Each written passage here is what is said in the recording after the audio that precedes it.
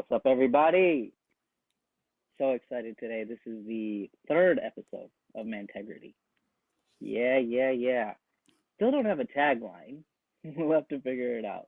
It'll come to you. But yeah, absolutely. And I have the lovely, the amazing Elisa Lube. And she's been on Netflix. She's a sex and dating coach. She has done amazing TED Talks. And she's going to be talking at UCLA pretty Yeah. soon. Yeah, next Um, month. so excited to dive into everything. She has so much experience in everything we're trying to talk about today. So, Thank you for um, having me. I'm so excited. welcome. Um, and we were talking beforehand. So I just want to start off with a question, and I thought it was a stupid question, but I think it's a really profound question, It which is. is why do men need women and why do women need men? Yeah. And this is like beyond the procreation of it all. Yes, beyond the procreation. So the truth is, I don't think that men need women and women need men so much as human beings need each other. So, whatever that looks like for you, companionship and partnership is like who we are. And you and I learned this so much through the experiences that we've had um, and the training that we've done. But we human beings have never, ever been good at doing things independently. And now we are both living in the United States in 2025. Independence is like massive. It's all about what I can do for myself and what I can create for myself. And in reality, human beings have literally never functioned that way. That's not how we've survived and become the species that's created what we have. We've done that by working with each other. And the reality of the situation is gender politics and where we are in gender dynamics has gotten to be really complicated and really tricky because we have decided to just fight fire with fire all the time. And in reality, that is taking us further and further and further away from who we are as human beings, which are partnership people, companionship people. um, and there's even like tons of studies that show that human beings are also not even that great at monogamy. Like we are not naturally monogamous people, but we've created monogamy because it creates nuclear families, and that's something that we like as a society have really favored and um, created like comfort around. But in reality, like monogamy is kind of the final frontier for who we are as human beings. Um, and I mean, there's so much there. I think we were talking a little bit before about men approaching women and what that experience is like because it's challenging for the men. Even you were saying, Mitul, that there's like a part of it where it's like I don't feel when I'm talking about approaching someone, I'm like I'm going to say the word courting because and like other ways that I'm describing this feels predatory. And I get that. Like I've been out at bars over the past week or so, and when men come up to you and it feels unsolicited, the first thing you think is like, oh, like I feel a little scared. And it's unfortunate because we've cut this line of communication off, um, and not without cause. Like there's a lot of safety concerns that women have to be really concerned about, but it's hard to look beyond what we've now created for each other because it's just been fire with fire over and over again. And we've lost the sense of community for the sake of community, partnership for the sake of partnership. So, anyway, that's a really long winded way to answer your question, which is I don't think that it's necessarily men need women and women need men, but we as human beings need each other. And that's why there are people who of course like obviously people who are part of the gay community and are women who their partner is a woman, like they don't need in that circumstance they don't need a man at all, obviously. Right. um but even there are people who just decide they don't really want a romantic partner or an intimate partner in their lives and lead fulfilling lives in a community that has nothing to do with a partner that like lives in their house and they split bills with. It's about creating closeness and intimacy in your friendships, in your family relationships, beyond what happens romantically, because the truth of it is we don't actually need each other in that way, but we choose it, which honestly is more powerful. Yeah. Yeah, and the thing that opened up to me was like, what is it that a intimate partner cannot or can provide that another partner or another relationship can, right? So like, um, if you want to be vulnerable with someone, right, you can choose your friend or you can choose a brother, right? So if you want to have shared hobbies, again, you can choose a friend or you can choose a brother. If you want to keep each other growing, right? Again, you can choose a friend or a brother. Like what other relationship dynamics are there besides just like intimacy that like we can be like, okay, like this is what I'm choosing instead of singlehood, right?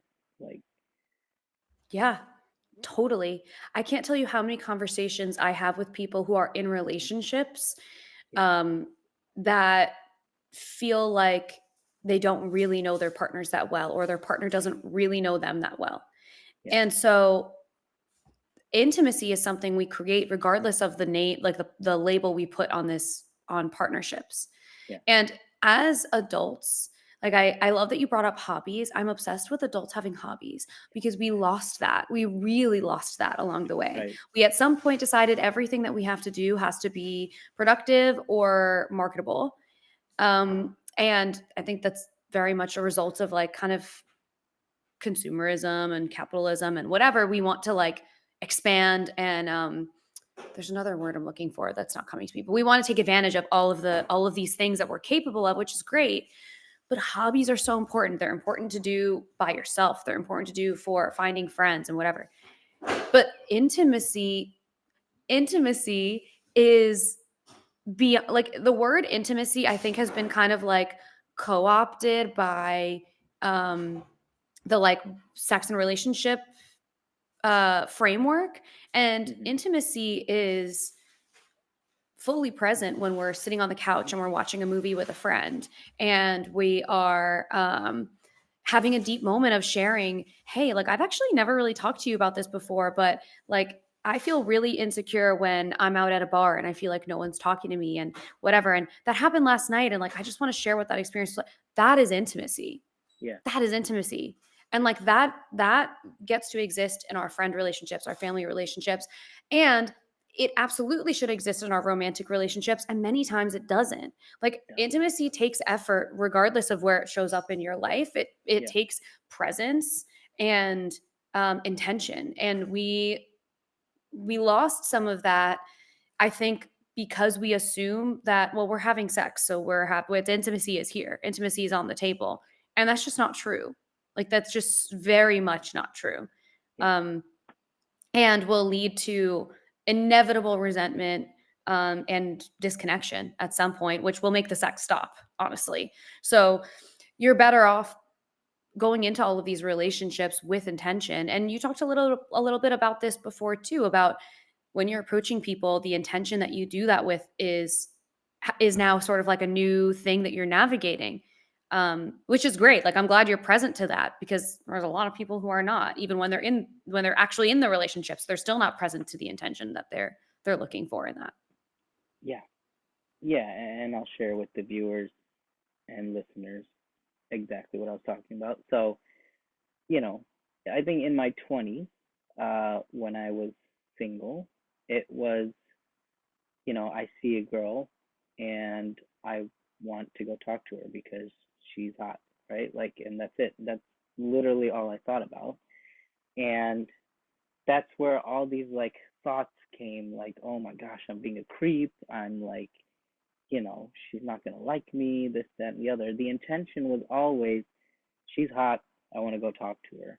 And there was no thought of who is this person? Like, what is she gonna feel like when I talk to her? Like, what happens if we go on a date and, like we don't match, right? Like, and now it's different. Like I really, really think about like why am I approaching this person? Like what do I want to create between the two of us in this first moment? And again, I don't like the word approach because it seems very predatory, and that's just my experience of the word.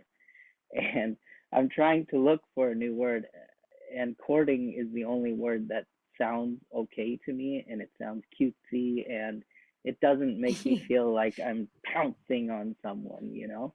It does give a Um, very, like, Bridgerton vibe to what you're doing, we're yes, courting. exactly. And when I'm out there, it feels better, and Mhm. I come from a different place. I come from happiness. I come from joy, and my again, approaches is in the back of my mind. My courting sessions go I a will lot say better, I you don't know? think approach I think approach is actually a fine word because, like, Yeah, you can approach someone about something so nefarious and unimportant, or not nefarious, that's the wrong word. yeah, You can approach someone with something so, like, you know. yeah. Like, what's the time, right? Yeah, Like, exactly. It's just like and walking that's up to someone. and so maybe it's not that I feel that approach is predatory, but it has no heart to it either. Mm, So, and again, I'm trying to keep my mind on the heart on the other line, right? So, um, I guess that is where I was coming from, and I was trying to find a word to like describe how I'm trying to show up to in my almost 40s instead of my 20s. So, yeah. But I think so some of what you were talking about, if you don't mind me sharing, is, like, not yeah, really yeah, sure what the relationship you're looking for out of that person yet, yes, and yes, in yes, the intention of that approach is, like, a little challenging. yes, But the reality is, many times we don't know what we're looking for from a person until we actually have approached them. Um, and the timing of it is really important. There's a sex therapist named Esther Perel, and she talks a lot about actually monogamy being a final frontier for humans. So it's funny that it kind of loops back to her. But she also talks yeah, about um, the chemistry that you have between a person is not nearly as important to the success of a relationship as the timing is. Timing makes a much bigger difference. And I'm sure, sure either you've had this experience, I know I have, I'm sure people listening have as well. There are times where you meet someone and you're like, "Oh my god, this person is perfect." And the yeah, timing just sucks. Whether they're like going through something or you're going through something, and it's just like it's just ships passing in the night. We're trying, but it's yeah, not going to happen. So yeah, timing is really important, more so than the chemistry for the success of the long-term relationships. And when you're going up to people and approaching them, you might be sort of aware of your own timing, but the timing of like where that person is at in their life too is important, and you won't know that until you do approach. I think if your approach is with the intention of being curious and exploring what could potentially be there for you, the concern of being inauthentic kind of falls away, because worst case scenario, you have a conversation with someone and maybe you decide you're not really aligned, or the other person decide they're like not super interested in anything romantic. Fine, but you just had a really nice conversation. Whether that means you told them you have really great glasses, they look so great on you, you made that person's day anyway. It's like, you don't not every time you approach someone has to be so measured, because at the end of the day, like jumping back to the very beginning of the conversation, humans need connection with each other in all kinds yes, of forms. And if that person decides that they don't want to have a conversation with you, then they can let you know. yeah, Like yeah. that's okay too. I think I want to challenge that a bit because I think you can think about what your intentions in relationship are before you go out and approach, like and if you come to the conclusion that you don't really know, then that's where you're at in life, and then that's what you get to let them know. And I guess my question is, if I go out and I'm approaching and I don't know what I want out of a relationship, when is the best time to disclose that, right? Like it's easy online because it says like, hey, I'm exploring, right? Or I want long term. But in person, it's not like there's a bio here and I'm out, you know. So I guess I wanted to ask like when is the best time to let people know? I think as early as possible is going to be your Yeah, best bet. yeah, Um, um, as early as possible is going to be your best bet because you want to allow that person to have agency in what that relationship is going to be yeah, for them as well. So you can only really do that by being clear, like Brene Brown says, clear is kind. yeah, Um, being clear is good. I think in the upfront, let's say you meet a person, you have a really great conversation, and you're like, "Would you like to get coffee sometime?" You get each yeah, other's phone numbers, you schedule a coffee. I would say wait until maybe you're at coffee. Like, I wouldn't say in the like, when you're, like, exchanging phone numbers, because I think then it might be a little presumptuous, like, this person, because again, you might have felt really unclear, and then you get to know this person, and you're like, "I really like them, and I felt really unclear with other people, and this might be something I want to explore." oh, I see, And yeah, you give yourself the opportunity to, like, have a moment before you're super upfront with it. That being said too, any way that you can be radically honest with people when you're in these, like, dating situations is gonna be helpful. Like, yeah, if even you could even say, "I'll be honest, when I asked you to coffee, it was because I thought you were super cute and I wanted to get to know you better, and I also was a little unsure of where I was at in, like, what I'm looking for. So I'm curious what you're looking for in relationships. I'm kinda navigating it, and in this conversation, I've really had a good time, and I felt a little unsure before of what I wanted, but I actually would be really open and excited about exploring something with you. So, where are you at in this whole process?" And see what they say. Because it's just human beings are so dynamic, and what we're interested in is so fluid that it's important to, like, leave space for what might show up for you and what might show up for yeah, this other person. Um Human beings also just love new. We love new, we love novelty in relationships, out of relationships. And so you never know. You might meet someone and they might bring something new to the table where in other relationships, other people that you've approached, you might have been like, "I'm not super sold on what I want here."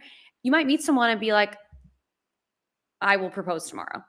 And you just don't know. So yeah, I say yeah, wait for the first, like, date, first coffee, and be super honest. And don't let what the other person says affect what your real truth is in that moment, because you're not helping them and you're not helping you. Just be honest, clear as kind, and share how you feel. We got so much practice in doing that now. yeah, that's very true. Yeah, that's interesting because before this conversation, I thought the way for me to show up in integrity would be ask them for coffee and then, text them afterwards and go, hey, like, I'm excited about meeting you. And, I thought I would make it fun. Like, let's play a little icebreaker game. So here's my favorite hobby, here's my favorite GIF, and this is what I want in relationships, you go kind of thing. That's Um, really cute. yeah. Um, Yeah, so I thought that would be fun. But now what's opening up to me is that maybe I might change my mind about like how I want what I want in this relationship based on the first date. Yeah. And so I disclose it at that time. That's Yeah. what I I want. would I would wait and see how the first date goes, because you Yeah, just never know what you're gonna actually feel, yeah, because it is dependent on the person and what they have going on. yeah, And you still get to be clear about, "I was actually not super clear on what I wanted out of relationships. I don't know that I'm 100% clear." And yeah, honestly, using our Atlas language, what you can count on me for is being clear moment to moment. Like, I yeah, will always be honest with you. And if you feel like you need clarity from me, I am so available for that conversation. Like, if you yeah, feel unsure about what's happening, you can count on me to have an honest conversation with you about that. And that's going to go. Oh my god, if all the people that I've gone on dates with had done that, it would have yeah. saved me so much So stress. much time. Yeah, yeah, yeah. So much time, so much stress, like, And just the clarity is yeah. so important. and it's so important to me because that's what integrity is, right? Like you Yeah. want to make sure that you're on the same page with yourself and they know that where you're at Mhm. as well, you know. And so that's where I get a little bit of cognitive dissonance because like let's say they know for sure they want long term, right? Like Mhm. they want to get married. So if I'm coming in not knowing and then I'm waiting for a first date, like wouldn't they feel a little like you should have told me earlier or like But I don't know. what did they lose in that experience? A couple hours, one afternoon? Yeah. Yeah. And also, to me, it feels just as bad that someone their goal is to just get married.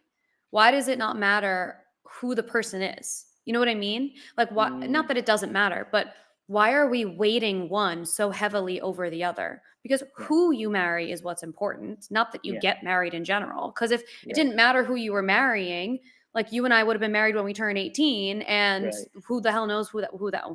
I don't think about the person I was dating at 18. Yikers. I think he spent like several years living in a bus. So I'm glad that didn't work out.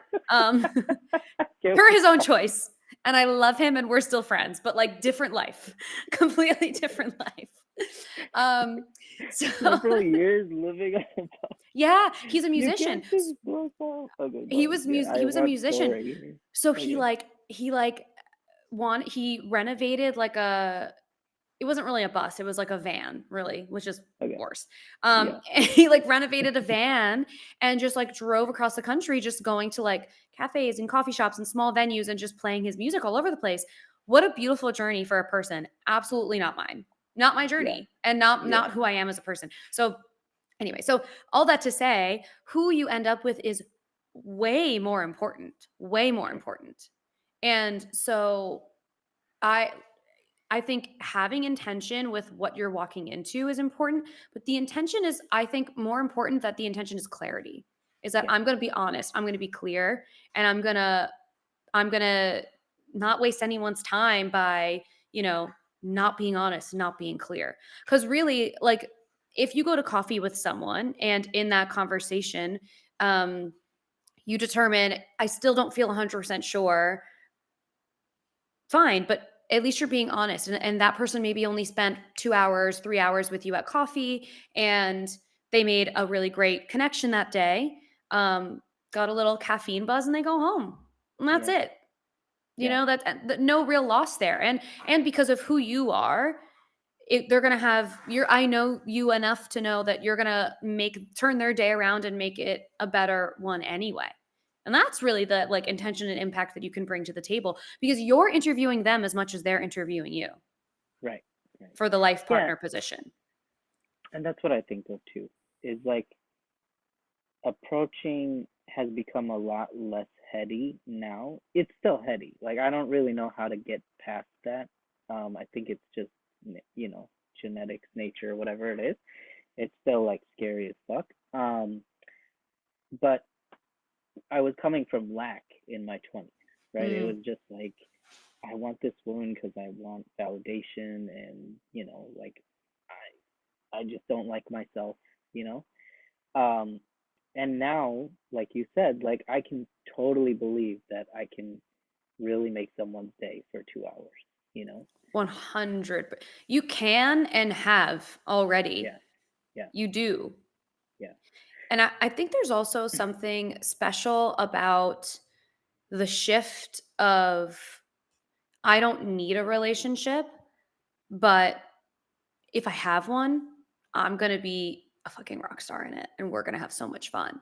And a lot yeah, of the times in that shift, that's when like I remember feeling like in my late 20s thinking, okay, if I'm gonna be single, being single is like I think one of my friends said this to another friend who's in this house with me now, that being single is so special and so fun. Like, don't waste a second of it.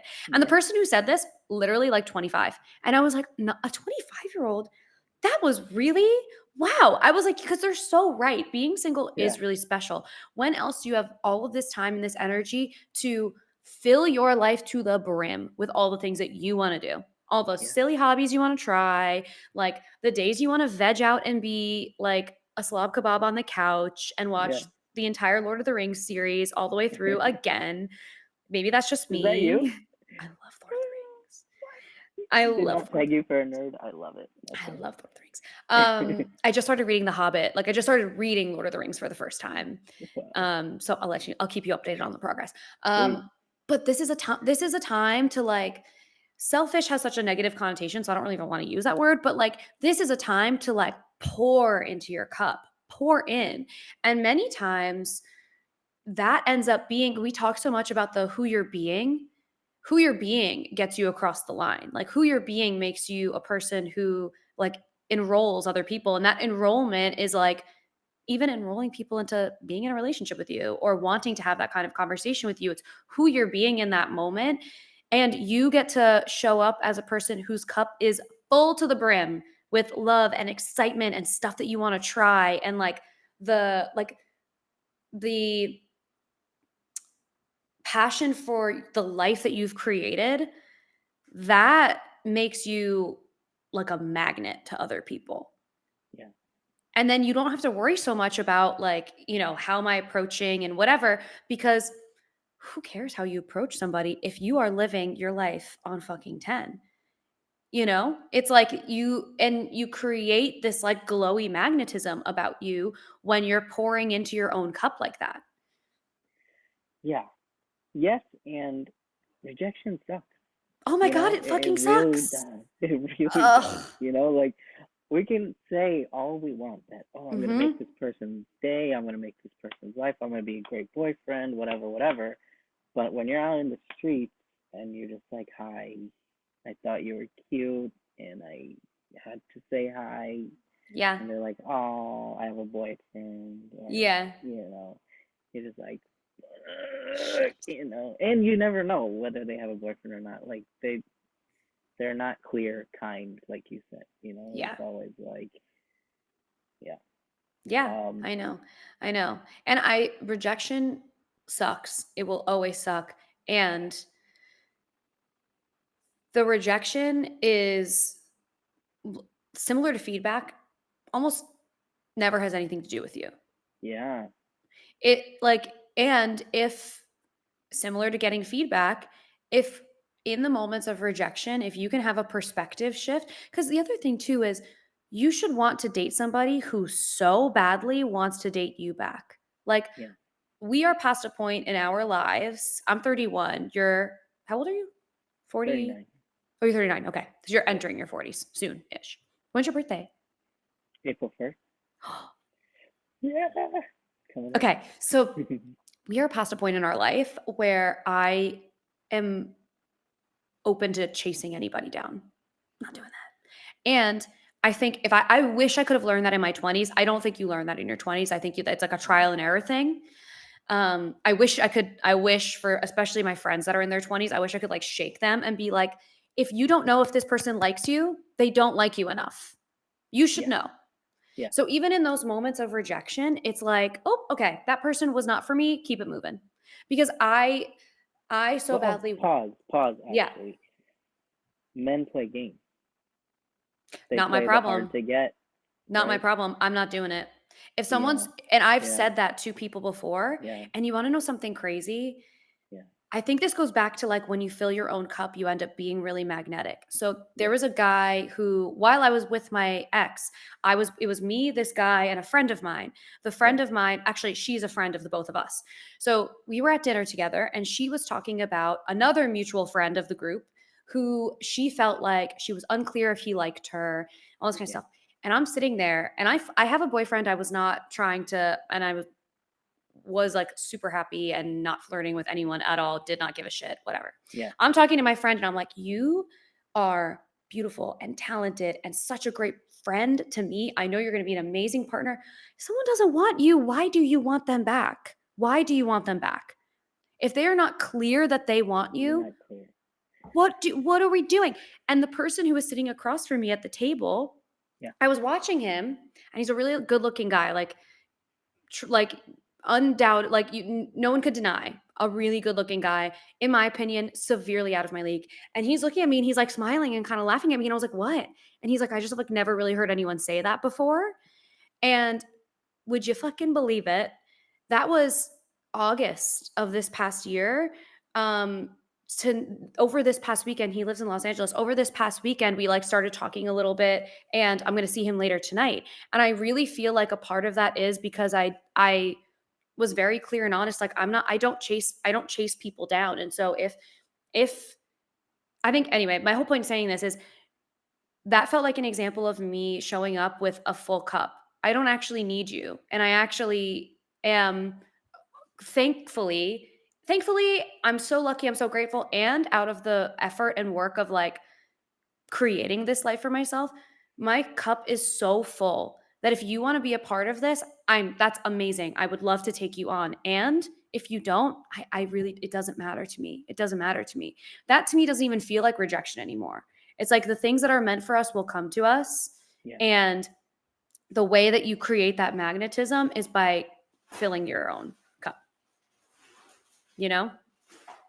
First, I want to say I'm very surprised you think anyone's out of your league. That doesn't even make any sense to me.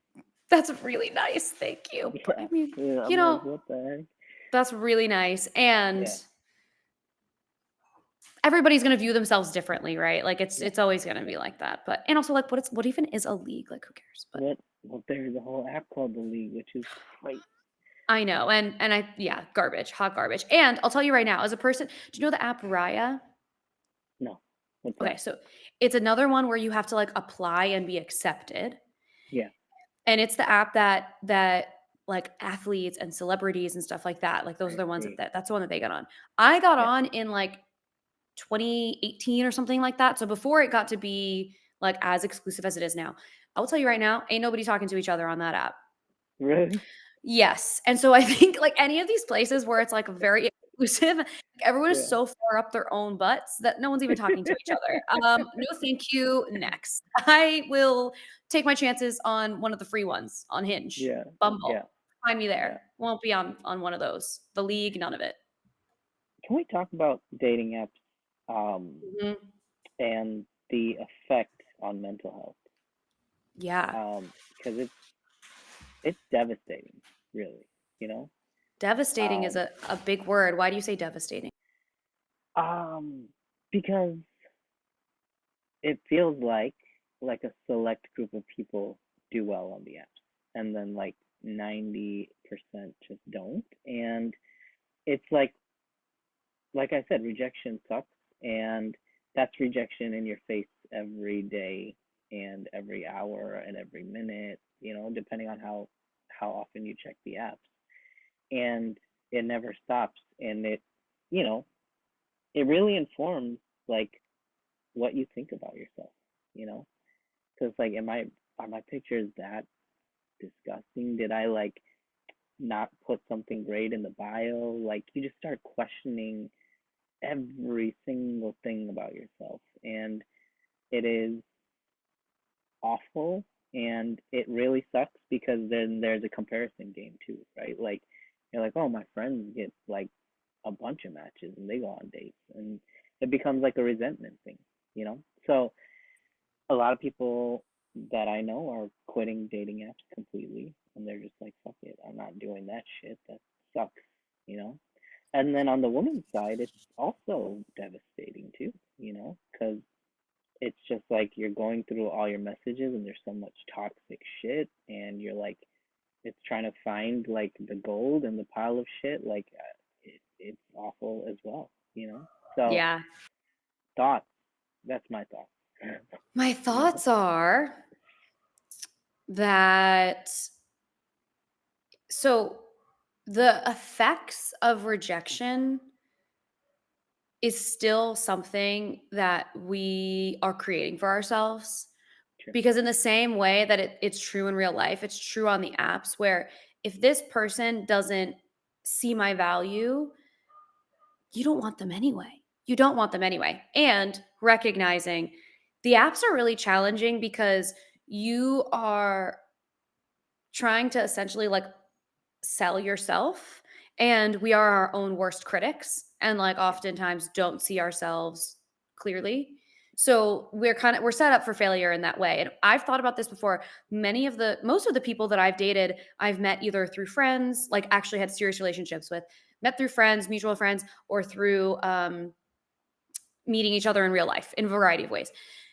Those people, had I seen them on a dating app, no way I would have swiped on them. Really? Most of them.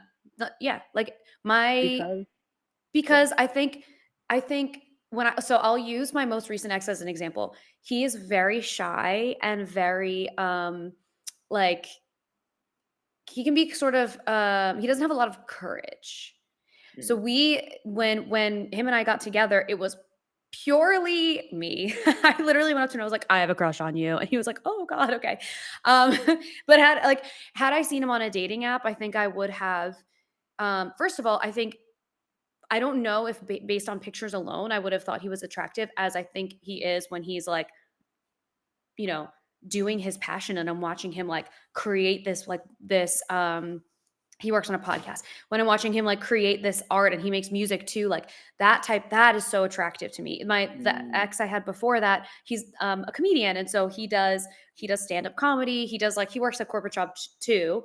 But I find like people when I see people doing the thing that they love, I am like yeah. that is like Yeah. everything to me. It just Yeah. there's like a glow that comes on a person's face when you see them. And I think had I taken like their profiles at face value, I would have thought the comedian X, I would have seen his profile and been like, you're corny and you're dorky. No. Next. Yeah.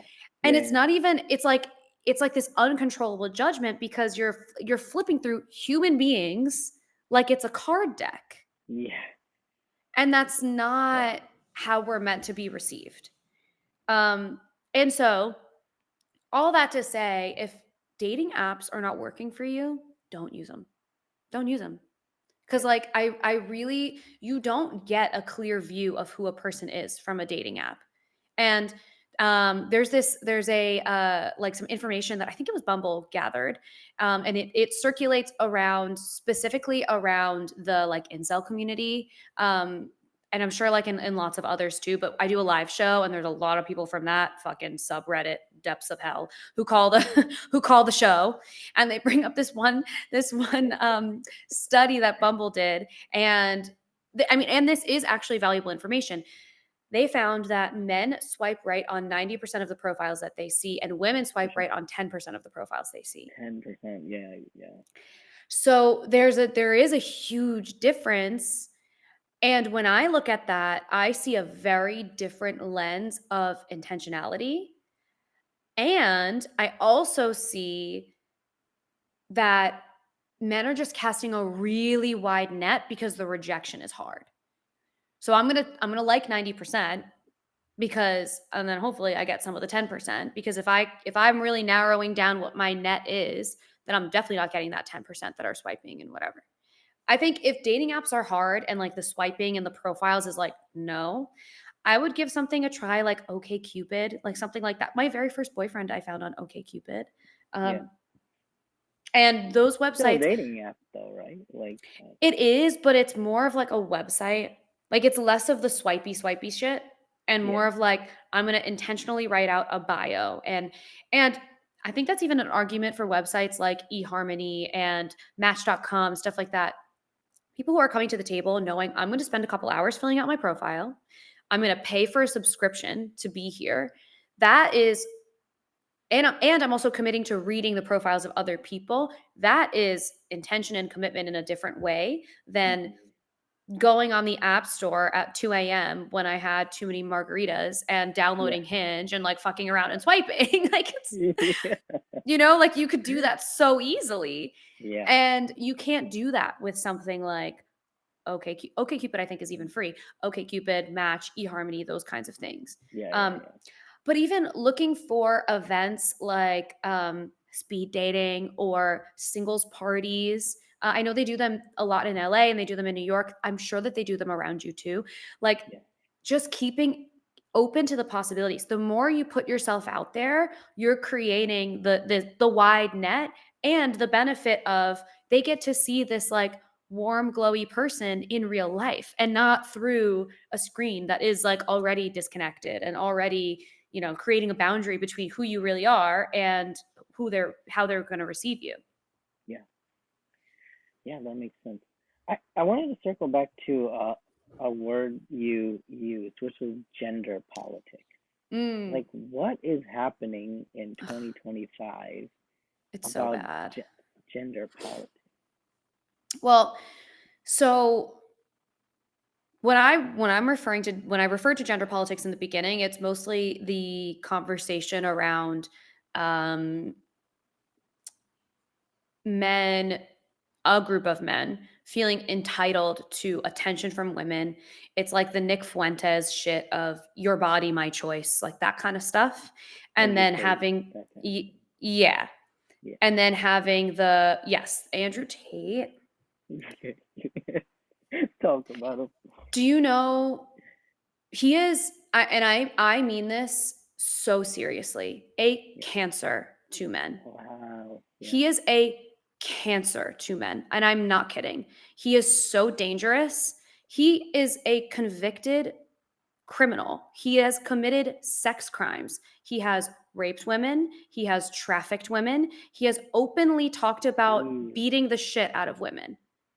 And Wow. then he's raising a generation of young boys and telling them that that's what an alpha male is. And I refuse to accept that. That's just not true. Yeah. And it's dangerous and it's fucking scary.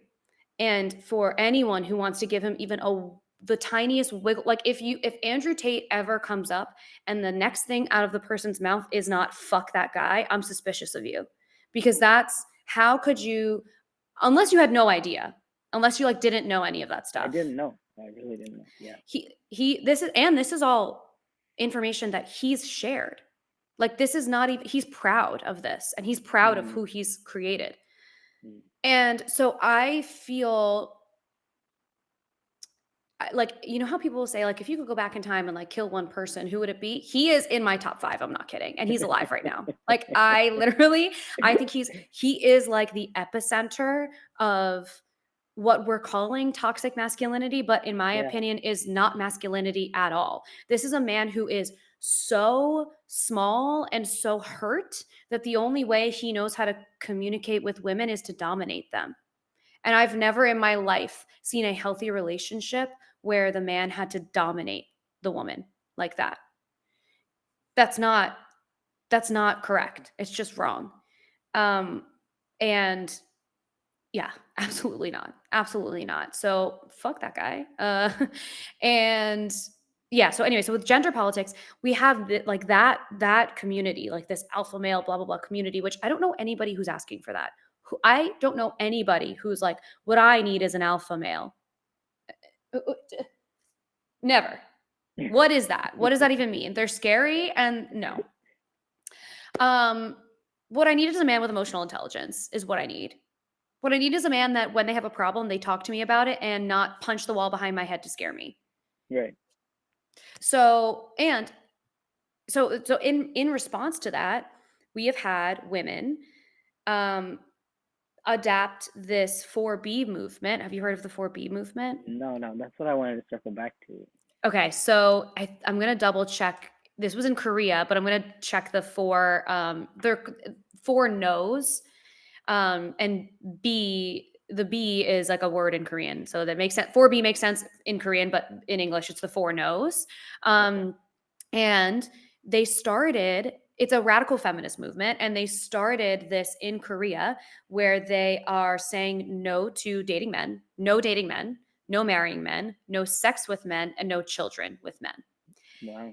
And this has created, and it's a fringe movement, but it created enough of an impact that South Korea is legitimately worried about their population size because it's decreased. This started in Yeah. 2017. So now their population size is, and so the goal of the 4B movement is we are not going to engage in any of those four things until women's women have more rights and safety in South Korea. So Okay. they're just, Yeah. yeah, they're opting out of those things. And so in response to, and that created a real impact. In response to the Andrew Tates of the world, we have women in the United States doing a similar thing.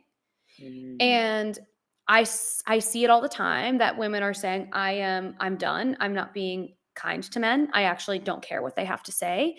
I'm, you know, when I do this live show, we have people calling in and they're asking about toxic masculinity and all this kind of stuff. And my answer is always, unfortunately, I'm going to give you the answer you don't want, which is we can't, we cannot do something like the 4P movement and expect progress. We can't. And for people like Andrew Tate, the could you imagine Andrew Tate if you said to him, I'm not having sex with you, I'm not marrying you, I'm not having children with you, and I'm not dating you, and he wanted any of those things from you, he would take them. He would yes. take them. And so we're not creating safety for ourselves in having this fighting fire with fire situation. We're creating more friction. And it's unfortunate that we're sort of in an unsafe situation either way. And that's sort of like where I see all the gender politics stuff live. It's like we've created such a nasty vitriolic conversation between men and women. We don't know how to talk to each other anymore because people are, I think women are tired of the emotional burden of having to teach men how to be emotional beings. It's Mm-hmm. exhausting. I feel like I've gentle parented every boyfriend I've ever had. And it's and these are people who have been to therapy. One of them has gay moms. It's like Yeah. they have examples of strong women in their life and were raised with love and care. And I still feel like I had to do a lot of emotional labor. Now we also live in a world where single income households are not really a thing. So then women are coming to the table saying, okay, so what are you providing to me as the man? I'm using air quotes for anyone who's not watching. As the man in the relationship, what are you providing to me? Because I still am going to have to work. So we're 50-50 on that. And I'm going to have to emotionally carry you throughout this whole thing. I'm going to be an unpaid mental health advisor to make sure that we actually communicate with each other clearly. Yeah. Um, and many times, men don't really care about what women are interested in. Like when I think about like the term chick flicks, like you've decided that this movie is lesser than your action movies that are billions of dollars to make, even though chick flicks are fucking fun to watch. They're funny and they're fun and like people enjoy them. Yeah. So many of the things that women enjoy are seen as lesser or frivolous or a waste of time, a waste of money. So then you're at this sort of impasse where you have men really struggling to figure out like what is masculinity? How am I showing up and who am I in this moment because women are demanding more and they're demanding better because we're not in a situation we can have our own bank accounts, we can buy our own homes. We have to be working. Most people in this country, both people have to be working. So you don't have the traditional offering that a man used to offer a woman that put us in a position to accept whatever it is that they were giving us.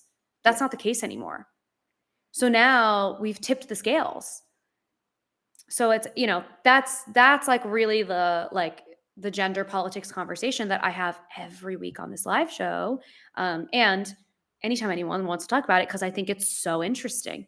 It's going to be like it's going to be evolving a lot, especially in a Trump presidency.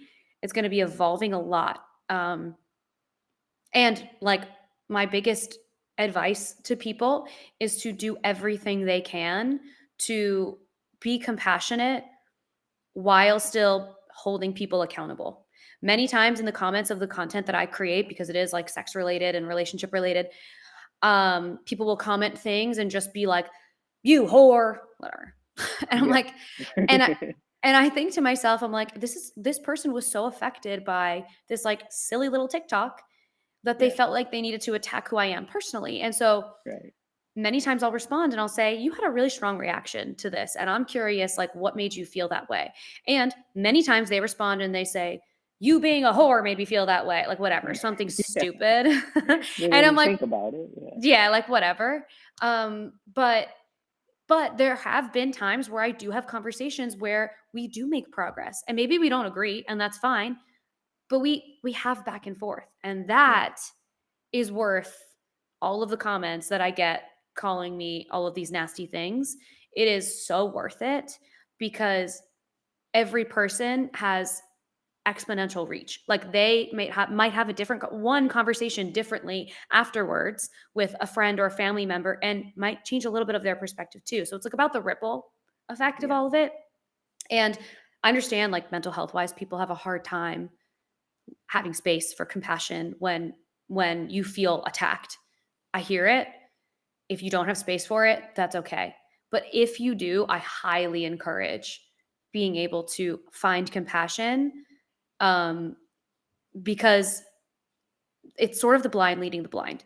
Like men also don't know what they're doing, I think, in a lot of these situations. Like I don't think the men that are commenting whore on my Instagram or whatever actually understand why they feel so affected by a silly little video.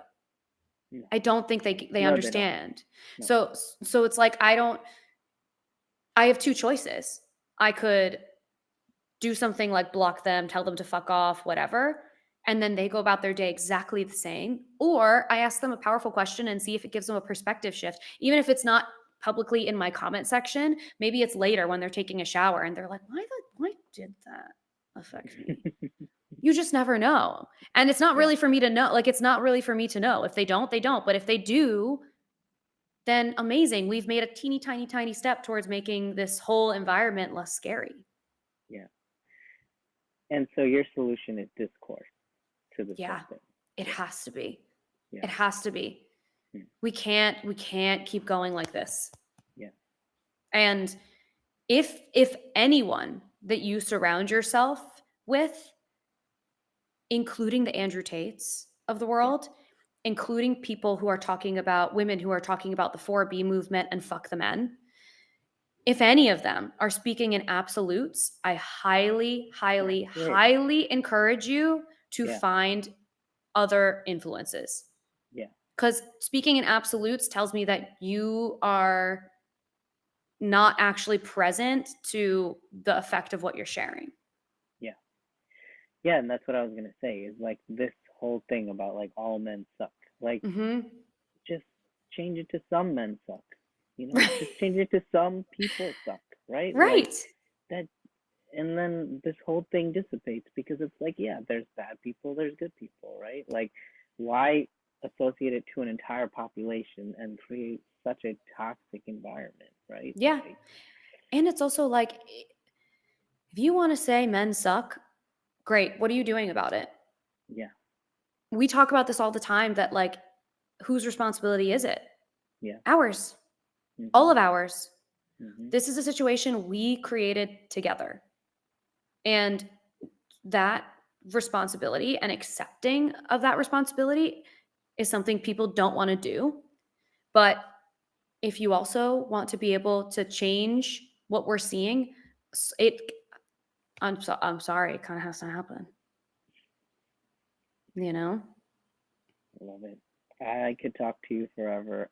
I really, really appreciate it. This seems like a good place to end because we kind of came back to why do men need Yeah. women? Why do women Yeah. need men? Yeah. So I appreciate your time. Please come Thank back. you. You're amazing. Good luck on your UCLA thing. You're gonna change lives. Thank you. All I love right. you. I appreciate you. Thank you for Love you holding too. space for this conversation. It's All right. awesome. Good night, viewers.